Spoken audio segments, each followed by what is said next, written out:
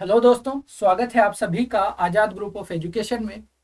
जैसा कि आप सभी जानते हैं, यूपीएससी मेंस के क्वेश्चन एनालिसिस या मैं कहूँ सिलेबस एनालिसिस, पाठ्यक्रम का विश्लेषण हम समुद्र मंथन की सीरीज के अंतर्गत कर रहे हैं।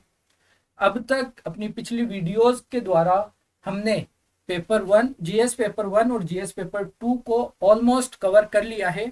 आज हम शुरू करने वाले हैं जीएस थर्ड का जो पोर्शन यूपीएससी में हमसे पूछा जाता है, तो उसके सिलेबस का एक एनालिसिस करेंगे, एक पाठ्यक्रम विश्लेषण करेंगे कि सिलेबस क्या है और उस सिलेबस में भी महत्वपूर्ण ज़्यादा क्या है।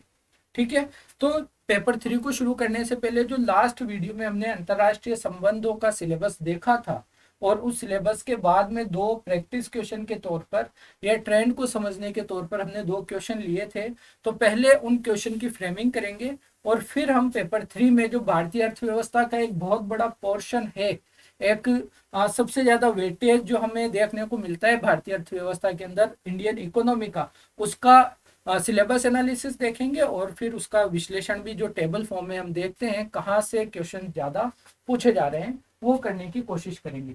तो आइए शुरू करते हैं। सबसे पहले हमने आईआर के जो दो क्वेश्चन देखे थे उनकी बात करेंगे। क्वेश्चन कह रहा है एससीओ जो शंघाई कोऑपरेशन ऑर्गेनाइजेशन है के लक्ष्यों और उद्देश्यों का विश्लेषणात्मक परीक्षण कीजिए, भारत के लिए इसका क्या महत्व है।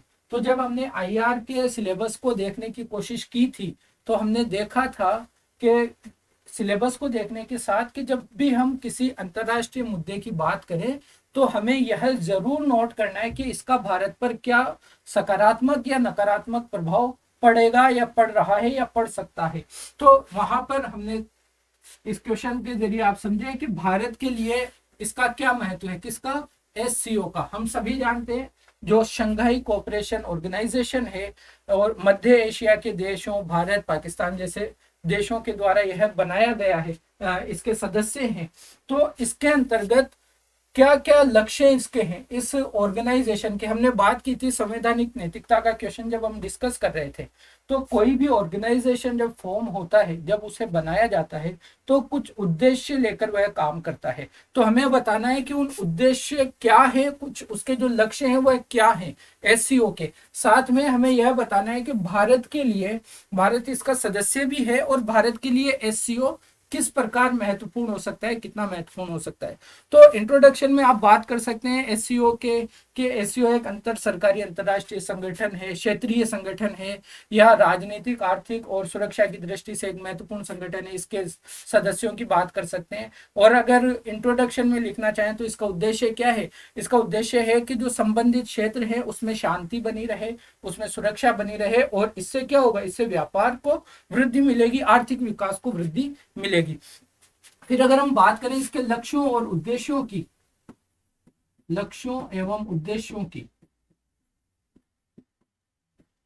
तो देखिए अगर मैं एक बात आपको समझाना चाहूं तो ठीक है, बहुत ज्यादा सिग्निफिकेंट नहीं होते हुए पर्टिकुलर किसी भी अगर ऑर्गेनाइजेशन की हम बात करेंगे तो अगर वो मिलिट्री ऑर्गेनाइजेशन नहीं है, वो अगर आर्थिक विकास की बात करता है तो क्या होगा, वही कुछ मुद्दे यहाँ पर निकल के आएंगे। अगर थोड़ा सा उनमें चेंज कर दें, थोड़ी सी समझ हमें इंटरनेशनल पॉलिटी की रहेगी, इंटरनेशनल घटनाक्रम की रहेगी, तो आप उसका आंसर बहुत इजी वे में कर सकते हैं। तो अगर मैं आपको इसके लक्ष्यों की बात करूं तो क्या होते हैं, किसी भी ऑर्गेनाइजेशन के जो सदस्य होंगे ना, जो सदस्य, तो इन सदस्यों में एक बड़ा लक्ष्य रहेगा कि परस्पर सहयोग होगा, परस्पर सहयोग की बात आप करेंगे, ठीक है।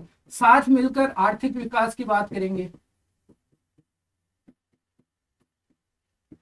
सहयोग किन चीजों में होगा सर, सहयोग होगा व्यापार में, व्यापार होगा तो आर्थिक विकास अपने आप होने वाला है। व्यापार में सहयोग होगा, परिवहन में सहयोग होगा, आपस में इंटर कंट्रीज आना जाना लोगों का बढ़ेगा, व्यापार बढ़ेगा, चीजें बढ़ेगी, परिवहन बढ़ेगा तो पर्यटन अपने आप बढ़ जाएगा, पर्यटन को बढ़ावा मिलेगा। और इसी तरह से सांस्कृतिक वृद्धि या सांस्कृतिक सहभागिता में देखने को मिलेगी, सांस्कृतिक तौर पर हमें सहयोग देखने को इनमें मिलेगा। और किसमें होगा, आर्थिक विकास, तो आर्थिक विकास के लिए जो रिसर्च एंड डेवलपमेंट, टेक्नोलॉजी जिसे हम कह सकते हैं, प्रौद्योगिकी के अंतर्गत सहयोग करेंगे। आर्थिक व्यापार के अंतर्गत सहयोग तो कर ही रहे हैं, प्रौद्योगिकी होगी। राजनीतिक तौर पर जो स्थिरता बनी रहे, राजनीतिक सहयोग भी तो हमारा बना रहना चाहिए, राजनीतिक सहयोग की बात भी तो ये करता है। तो क्या होगा, कोई भी क्षेत्रीय संगठन जब आप बात करते हैं उसकी, तो कोई भी संगठन यह कोशिश करता है कि संबंधित क्षेत्र में स्थिरता बनी रहे, शांति बनी रहे, तभी आगे के डेवलपमेंट कार्यक्रम हम उनको लागू कर सकते हैं अच्छी तरह से। अगर वहां पर अस्थिरता रहेगी तो कोई भी आपका कदम डेवलपमेंट की ओर नहीं बढ़कर हमें नुकसान ही पहुंचाने का काम करेगा। और क्या होगी, शिक्षा के क्षेत्र में, ऊर्जा के क्षेत्र में, शिक्षा, ऊर्जा आदि के क्षेत्रों में, व्यापार, हमने बार बार बात कर ली, व्यापार को लेकर, आर्थिक डेवलपमेंट को लेकर, पर्यावरण संरक्षण को लेकर हम एक साथ आ सकते हैं। इस तरह के लक्ष्य लगभग संगठनों के रहते हैं और एससीओ के भी इस तरह के लक्ष्य हैं, हमें देखने को मिलता है। फिर हम बात करें तो एससीओ एक लोकतांत्रिक, निष्पक्ष और तर्कसंगत नव अंतरराष्ट्रीय राजधानी एवं आर्थिक व्यवस्था की स्थापना करना भी इसका एक क्या है, लक्ष्य है। यानी इसके द्वारा क्या करना चाह रहे हैं, एक लोकतंत्रात्मक, एक अंतरराष्ट्रीय स्तर पर लोकतंत्रात्मक मूल्यों को स्थापित करने की कोशिश की जा रही है। हालांकि इसमें हमें विवाद हो सकता है हमारी सोच के अंतर्गत, क्योंकि चीन इसमें और रूस, इनमें दो बड़े भागीदार हैं और दोनों में लोकतंत्र कहीं ना कहीं उसकी स्थिति आप समझ सकते हैं कि किस प्रकार की हमें नजर आती है। तो लोकतंत्रात्मक, निष्पक्ष, ऐसी स्थितियां हमें देखने को मिलती है। और तर्कसंगत एवं तर्कसंगत वैश्विक परिदृश्य का स्थापना करने का यहाँ पर काम है। क्या कुछ समस्याएं हैं इन सब के अंतर्गत, इन लक्ष्यों की पूर्ति में, इन लक्ष्यों की पूर्ति में क्या हमें कुछ समस्याएं नजर आती है? तो हम कहेंगे बिल्कुल सर, कुछ समस्याएं भी नजर आती है। देखिए, इस क्वेश्चन को जब हम अटेम्प्ट कर रहे होंगे तो इसमें जो हमें मुख्य तौर पर बात पूछी गई है वह लक्ष्यों को और उद्देश्यों का विश्लेषण करना है। और मुख्य तौर पर हमने लक्ष्यों एवं उद्देश्यों का विश्लेषण ही करना है, लेकिन एक छोटे पैराग्राफ में या कुछ छोटे पॉइंटों में हमें यह चीज जरूर दिखानी है कि इसके लक्ष्यों और उद्देश्यों की पूर्ति करने के संदर्भ में हम जो आगे बढ़ रहे हैं उसमें किस तरह की चुनौतियां हमारे सामने प्रस्तुत होती है। तो हम देखते हैं कि आपसी टकराव है, देशों के मध्य आपसी टकराव जैसी समस्या है। उदाहरण के तौर पर भारत पाकिस्तान, भारत चाइना और रूस। रूस एक ऐसा देश है जिसके भारत के साथ ऐतिहासिक रूप से भी अच्छे संबंध रहे हैं और अब चीन के साथ भी संबंध प्रगाढ़ होते हुए नजर आ रहे हैं। तो रूस के सामने एक कॉन्ट्राडिक्शन सा होता है कि भारत या चीन। तो इस तरह के जो संघर्ष हैं, हितों का संघर्ष है, परस्पर टकराव की स्थिति है, वह इन उद्देश्यों की, इन लक्ष्यों की पूर्ति करने में क्या है, एक बड़ी समस्या निकल कर आती है। दूसरी हम बात करें एक समस्या का, चीन की जो रणनीतियां हैं, चीन की जो आक्रामक पॉलिसीज है, चाहे वो किसी भी तरह की हो, बेल्ट एंड रोड इनिशिएटिव को भी अगर हम देखें तो ऋण देने की जो उसकी नीति है, यह भी इन सब में क्या करती है, समस्याएं उत्पन्न करती है। किस तरह से? क्योंकि इसका उद्देश्य क्या है, इसका उद्देश्य लोकतंत्रात्मक मूल्यों के साथ एक नए विश्व की स्थापना करना, इसका उद्देश्य निष्पक्षता का पालन करना, इसका उद्देश्य तर्क संगत परिदृश्य को बढ़ावा देना। लेकिन चीन कहीं ना कहीं अपनी पॉलिसी से इन उद्देश्यों को चैलेंज करता हुआ हमें नजर आता है। तो यहां पर ये समस्याएं हुई, छोटा सा पैराग्राफ में लिखना है। फिर बात करता है मेजर इशू का, भारत के लिए इसका क्या महत्व है। तो देखिए, अगर एससीओ की हम बात करें या इसे क्लियर करके लिखते हैं, भारत के लिए महत्व क्या है।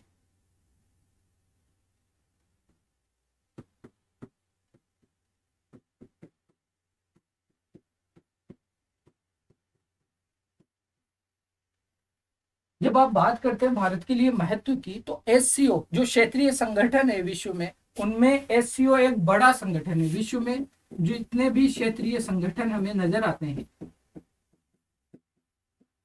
उनमें एससीओ लगभग सबसे बड़ा संगठन है। और इस तरह के बड़े संगठन में भारत का सदस्य के तौर पर होना भारत के अंतरराष्ट्रीय महत्व को क्या कर देता है, बढ़ा देता है। भारत का अंतरराष्ट्रीय महत्व इससे बढ़ता है। दूसरी बात, जो इसका एससीओ की एक इसका पार्ट है रेट्स, आतंकवादी निरोधक एक एजेंसी है SCO की, इसके द्वारा हम क्या कर सकते हैं, जो पाकिस्तान से सीमा पार आतंकवाद होता है, सीमा पार आतंकवाद, इससे लड़ने में भी हम क्या कर सकते हैं, सहायता हमें मिल सकती है सीमा पार आतंकवाद के मुकाबला करने में रेड्स के अंतर्गत। तो इस तरह का ये हमारा क्या है, महत्व है एशियाई देशों का। फिर हम बात करें इसमें, एशियाई देश हैं, मध्य एशियाई देश खासकर, जैसे ये कजाकिस्तान है, तुर्कमेनिस्तान है, ताजिकिस्तान है, ये जो देश हैं जो इसके सदस्य हैं, इनमें इनमें क्या कर सकते हैं हम, इनके प्राकृतिक संसाधनों तक हमारी आसान पहुंच होगी,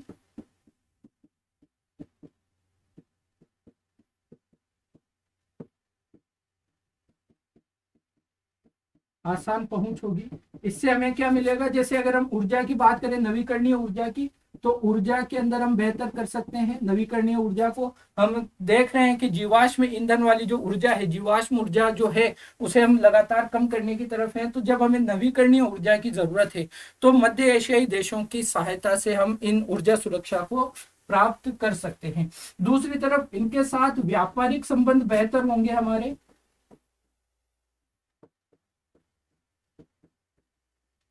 जब इस तरह की चीजें होगी, तो चाइना के मुकाबले में भारत भी एक बड़ा देश बनकर सामने आएगा, हमारी जो अर्थव्यवस्था है वह भी मजबूत होगी। इसके अलावा चीन के बढ़ते प्रभाव को इन सब के द्वारा, भारत के द्वारा रोका जा सकता है। इन सारे महत्वों के कारण चीन का सामना करने में हम कहीं ना कहीं मजबूत होते हुए नजर आएंगे। तो इस तरह हमें इस क्वेश्चन को फ्रेम करना है, आंसर देना है।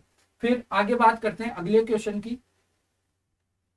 अगला क्वेश्चन बहुत इजी भी कह सकते हैं अगर आपको थोड़ी सी समझ हो। जैसे अगर हमें भारत और जापान के लिए समय आ गया है कि एक ऐसे मजबूत समसामयिक संबंध का निर्माण करें जिसका वैश्विक एवं रणनीतिक साझेदारी को आवेष्टित करते हुए एशिया एवं संपूर्ण विश्व के लिए बड़ा महत्व होगा।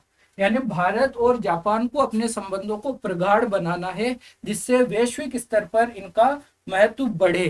तो क्या क्या बात आप कर सकते हैं इसमें, अगर आपको भारत और जापान के संबंधों का थोड़ा आइडिया है तो आप लिख सकते हैं। हम जानते हैं कि हिंद प्रशांत क्षेत्र जो है, इंडो पैसिफिक, हिंद प्रशांत क्षेत्र,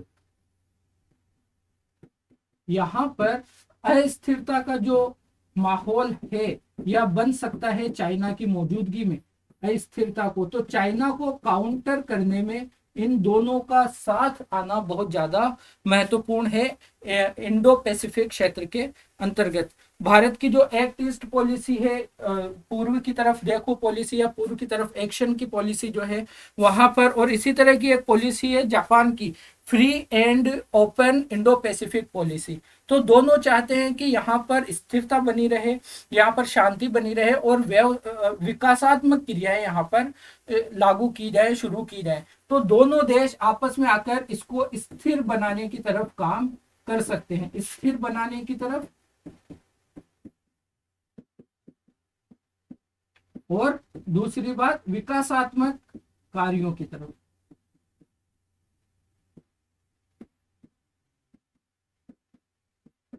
विकासात्मक कार्यों को यहाँ पर लागू किया जा सकता है। एशिया अफ्रीका ग्रोथ कॉरिडोर में जिस तरह से जापान 200 बिलियन डॉलर का निवेश कर रहा है, जापान तकनीक का निवेश कर रहा है, उसी तरह से भारत वहां पर अगर अपना श्रम बल, संपूर्ण विश्व की भी बात कर रहा है ना ये, ताकि संपूर्ण विश्व के लिए बड़ा महत्व होगा। तो क्या होगा, जो एशिया अफ्रीका कॉरिडोर बन रहा है, एशिया अफ्रीका कॉरिडोर, या इसे हम कहेंगे Asia Africa growth corridor, growth AAGC, इसमें जापान ने अपना इंटरेस्ट दिखाया लगभग 200 बिलियन डॉलर निवेश करने का। और जापान किस चीज में निवेश करेगा, जापान निवेश करेगा तकनीक में। उसी तरह से जिस तरह जापान तकनीक में निवेश कर रहा है, भारत अपना कुशल श्रम यहाँ पर प्रदान कर सकता है। कुशल श्रम, आप सभी जानते हैं, हम सभी जानते हैं कि भारत का श्रम कितना इंपॉर्टेंट है विश्व के लिए। तो यहाँ पर करके भारत कुशल श्रम प्रोवाइड करवाकर चीजों को और बेहतर, तो दोनों देश मिलकर वैश्विक स्थिति को बेहतर बनाने की तरफ काम कर सकते हैं। इसके अलावा जापान का अगर हम देखें तो एक ट्रिनिटी है जे को लेकर, एक देश बनता है जे, देश का एक संगठन अनौपचारिक सा जिसमें जापान, अमेरिका और इंडिया है। ये तीनों मिलकर भी इंडो पैसिफिक में बेहतर काम करने को लेकर या स्थिरता बनाए रखने को लेकर काम करने की कोशिश कर रहे हैं। फिर अगर इसमें ऑस्ट्रेलिया को ऐड कर दिया जाए तो क्वाड बन जाता है। और क्वाड भी हमें पता है कि एक अनौपचारिक संगठन है चाइना को काउंटर करने को लेकर, एशिया पैसिफिक की महत्ता को बढ़ाने को लेकर या उसकी सुरक्षा को सुनिश्चित करने को लेकर। तो इस तरह की चीजें हैं। इसके अलावा अगर हम देखें तो जापान के द्वारा भारत में भी निवेश किया गया है। हमारी बुलेट ट्रेन को आप एक उदाहरण के तौर पर ले सकते हैं। दिल्ली मुंबई का जो इकोनॉमिक कॉरिडोर है, आर्थिक गलियारा है, उसमें भी जापान ने निवेश किया है। दिल्ली मेट्रो में भी जापान का निवेश है। तो इस तरह से भारत में भी आधारभूत ढांचों का विकास करने को लेकर जापान आगे आता रहा है। ठीक है, तो यहाँ पर इस तरह से भारत और जापान के रिश्तों को और मजबूत किया जा सकता है, ताकि देश का, हमारे दोनों देशों के साथ साथ जो इंडो पैसिफिक क्षेत्र है वहां पर और संपूर्ण विश्व में भी इन दोनों के संबंधों का महत्व और अधिक बेहतर या बढ़ सके। इस तरह से इसको एक हमें फ्रेम करना है। ठीक है, तो ये हो गया हमारा क्वेश्चन डिस्कशन। अब हम बात करते हैं पेपर 3 का। और पेपर 3 के अंतर्गत आपको क्या क्या देखने को मिलता है? आर्थिक विकास, या मैं इसे अगर नाम देना चाहूं तो हम कह देंगे भारतीय अर्थव्यवस्था। भारतीय अर्थव्यवस्था का जो पोर्शन है। फिर हमें देखने को मिलेगा टेक्नोलॉजी, साइंस एंड टेक्नोलॉजी जिसे हम कह सकते हैं साइंस एंड टेक। हमें देखने को मिलता है जैव विविधता और पर्यावरण, तो एनवायरनमेंट का पोर्शन हमें देखने को मिल रहा है यहाँ पर, एनवायरनमेंट। फिर आपदा प्रबंधन यानी डिजास्टर मैनेजमेंट, और सुरक्षा यानी इंटरनल सिक्योरिटी। तो आपको कितनी चीजें देखने को मिली? Science and tech, Indian economy, environment, security और डिजास्टर मैनेजमेंट, डीएम। और क्या होता है, साइंस एंड टेक पढ़कर जब आप भारतीय अर्थव्यवस्था को अच्छे से पढ़ लेते हैं और एनवायरनमेंट कवर करते हुए, सिक्योरिटी को पढ़ते हुए जब आप आगे बढ़ते हैं तो इन द लास्ट आप डीएम बनने की तरफ अपने कदम बढ़ा चुके होते हैं। तो इस तरह का ये हमारा सिलेबस है पेपर 3 का। 5 पोर्शन हमें देखने हैं, जिसमें सबसे बड़ा वेटेज जो लेकर चलता है हम कह सकते हैं कि भारतीय अर्थव्यवस्था है। सेकंड हम सिक्योरिटी को भी दे सकते हैं, और बाकी साइंस एंड टेक, एनवायरनमेंट और डिजास्टर मैनेजमेंट का भी रोल अपना अपना यहाँ पर रहता है। तो सिलेबस देखेंगे आज की क्लास में, हम सिर्फ देखने वाले हैं इंडियन इकोनॉमी का सिलेबस। तो आइए शुरू करें। क्या है? सरकारी बजट, सरकार का जो बजट रहता है उसके संदर्भ में उसके कॉन्सेप्ट आपको पता है या नहीं, उनके बारे में यहाँ पर क्वेश्चन हमसे किया जाता है।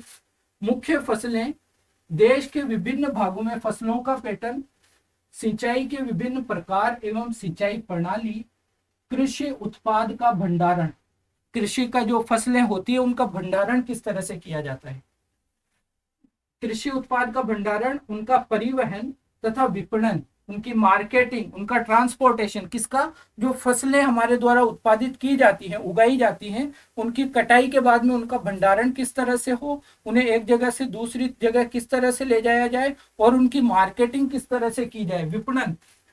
और इसके संबंध में जो भी विषय आते हैं वह, और जो बाधाएं हैं वह, उनके बारे में हमें पता रखनी है चीजें। किसानों की सहायता के लिए ई प्रौद्योगिकी, जो टेक्नोलॉजीज आ गई है आजकल ई नेम जैसी चीजें सरकार ने लाई है, तो उनके बारे में बात करनी है, आपको पता होना चाहिए। प्रत्यक्ष एवं अप्रत्यक्ष कृषि सहायता, जो सब्सिडीज होती है, डायरेक्ट सब्सिडी हो या इनडायरेक्ट सब्सिडी हो, उनके बारे में आपको जानकारी हो। न्यूनतम समर्थन मूल्य एमएसपी से संबंधित विषय, इतनी सारी चीजें हैं। अगर मैं कहूं कि इन सब को यहां तक हम एक टॉपिक में अगर रखें, कृषि अगर इसको कहें तो ठीक होगा। सिलेबस आपने जरूर देख लेना है, लेकिन आपको पता है कि ये कृषि से संबंधित विषय है, तो यहाँ पर ये ठीक है। फिर और जन वितरण प्रणाली, यानी जो पीडीएस सिस्टम है, पब्लिक डिस्ट्रीब्यूशन सिस्टम, जो अनाजों का गरीबों के लिए, कम आय वाले लोगों को कम पैसों पर, कम रुपयों पर जो चीजें प्रोवाइड करवाई जाती है, जन वितरण प्रणाली। इसके उद्देश्य क्या है, इसके कार्य क्या है, इसकी सीमाएं क्या है, और इनमें किस तरह का सुधार किया जा सकता है, ये आपको पता होना चाहिए। बफर स्टॉक, जो खाद्य सुरक्षा प्राप्त करने को लेकर हम बफर स्टॉक की बात करते हैं। बफर स्टॉक तथा खाद्य सुरक्षा संबंधी विषय और प्रौद्योगिकी मिशन, इनको लेकर जो नई टेक्नोलॉजीज पर हम काम कर रहे हैं उनके बारे में।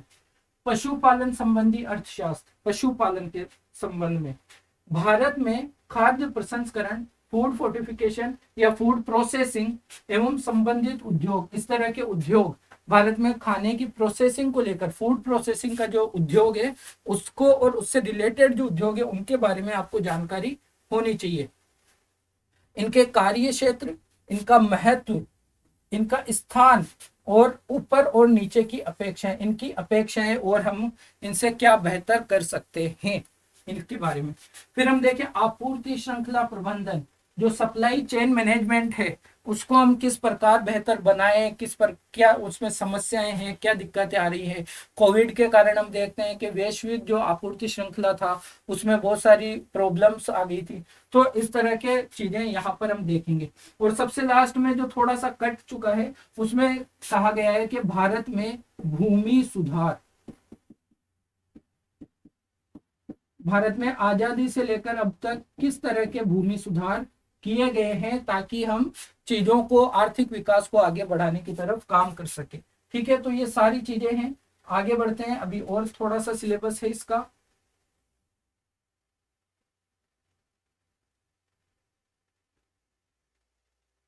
फिर हम देखते हैं जो उदारीकरण हमने किया है, उदारीकरण का अर्थव्यवस्था पर प्रभाव क्या रहा।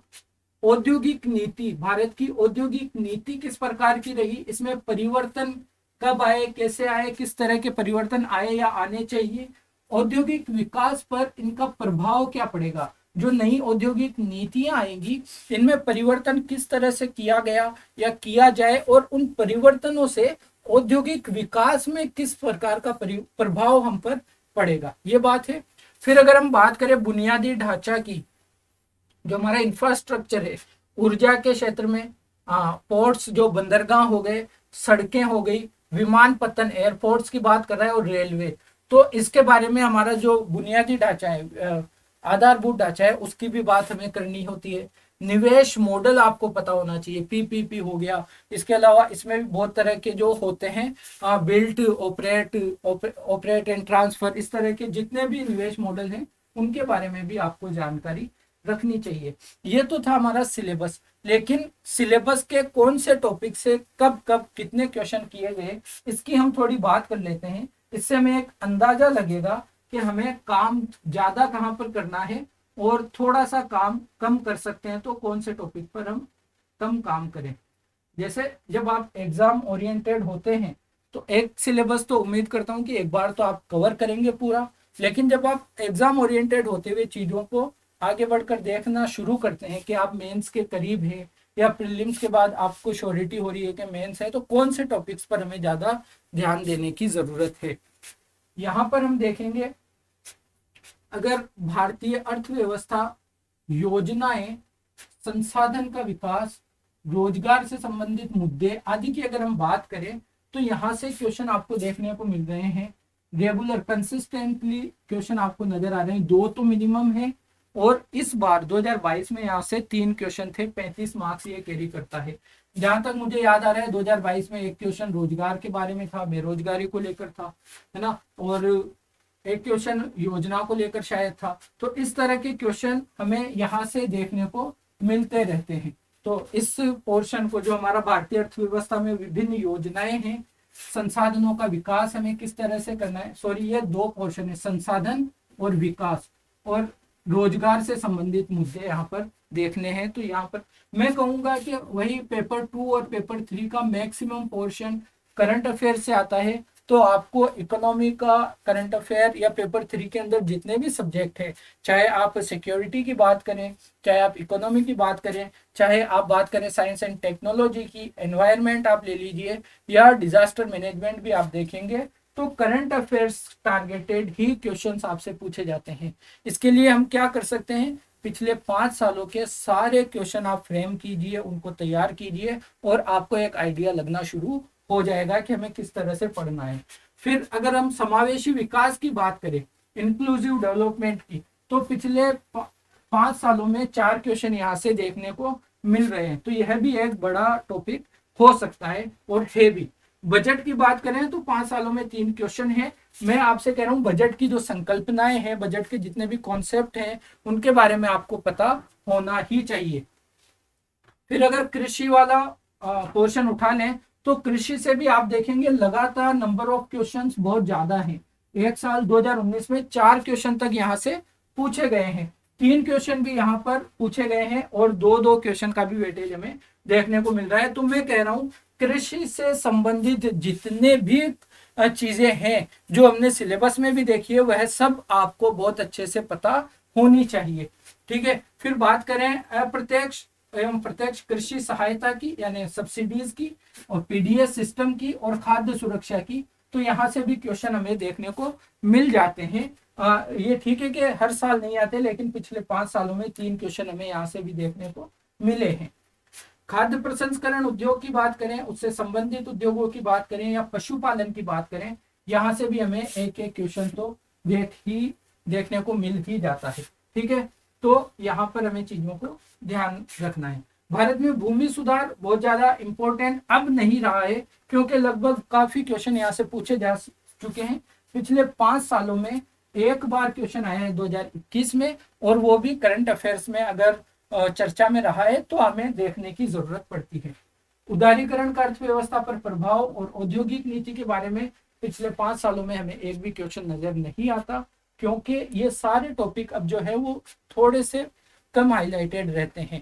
करंट में जितनी योजनाएं हैं समावेशी विकास को लेकर, कृषि को लेकर, हम देखते हैं कि करंट हमेशा पॉपुलर रहता है, तो इन चीजों को हमें देखने की ज्यादा जरूरत है। इसके अलावा रोजगार के मुद्दे, विकास के मुद्दे, योजनाएं, है ना, संसाधनों के बारे में भी हमें ध्यान में रखना चाहिए। बुनियादी ढांचा के क्वेश्चन भी पिछले 2 सालों में लगातार आए हैं, इसके अलावा 2018 में भी आया था। तो अगर चर्चा में रहता है इस इंफ्रास्ट्रक्चर को लेकर कोई भी मुद्दा, कोई भी न्यूज, तो फिर आपको यहाँ पर देखने की जरूरत हो सकती है।